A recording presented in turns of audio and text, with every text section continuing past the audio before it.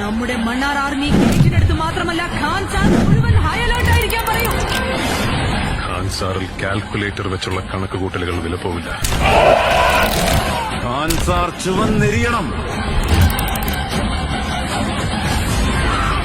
അതുകൊണ്ട് തന്നെയാണ് ഒരു കണക്കുകൂട്ടലിലും പെടാത്ത ഒരുത്തനെയും കൊണ്ടുവന്നത്. എരിയുന്ന കനലുകൊണ്ടായാലും ഇവരുടെയൊക്കെ ചോര കൊണ്ടായാലും അവന്റെ പേര് അറിയാം ബാബ.